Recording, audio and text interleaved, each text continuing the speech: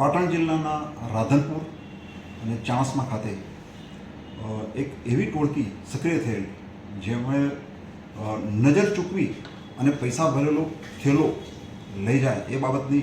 2-3 FIR થયેલી, જે બાબતે ડિવિઝન રાધનપુર ખાતે પોલીસને સક્રિય કરેલી અને આ બાબતે હ્યુમન સોર્સિસ અને ટેકનિકલ સોર્સ અમે સતત મેળવી અને આ બાબતે મધ્યપ્રદેશ અને મહારાષ્ટ્રની ગેંગના જે ઇસમો છે એમને પકડી લીધેલ છે. આ જે ગુનાઓ દાખલ છેલ્લા 15 દિવસમાં થયા છે, એમાં પોલીસે ભારે જહેમત ઉઠાવી અને ટેકનિકલ સોર્સ મારફતે જે ચોરી કરનાર ઇસમો છે એ ચોરીના વાહનો સાથે આ ટાઉનમાં આવી અને આ રીતે નજર ચૂકવી પૈસા ભરેલી બેગો લઈ અને ઇન્ટિરિયર ગામડાઓના રસ્તે થઈ અને છત્રાલમાં જેડીસી વિસ્તારમાં એમણે જે ભાડે રાખેલી રૂમો છે ત્યાં રહેતા હતા. પોલીસે આશરે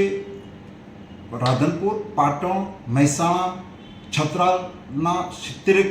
સીસીટીવી ફંફોડ્યા છે. એ ઉપરાંત વેશ પલટો કરીને જીઆઈડીસી વિસ્તારમાં 3 દિવસ પડી રહ્યા છે અને આ બાબતે મધ્યપ્રદેશ અને મહારાષ્ટ્રની ગેંગના કુલ 6 ઇસમોને પોલીસે ઝડપી લીધેલ છે. ચાણસ્મા ખાતે જે ચોરી થયેલ છે 1,57,000ની જે નજર ચૂકવીને થેલો લઈ ગયા હતા, એમાંથી 1,43,000 રૂપિયા રોકડા પણ રિકવર થયા છે. એ સાથે 2 ચોરીના મોટરસાઇકલ અને મોબાઈલો પણ રિકવર કરેલ છે. આ રીતે પાટણ જિલ્લા પોલીસમાં ચાણસ્મા અને રાધનપુર પોલીસે ભારે જહેમત ઉઠાવી આંતર જે રાજ્ય આ રીતે ચોરી કરનાર ગેંગ છે એને પકડી લીધેલ છે અને ગુના ડિટેક્ટ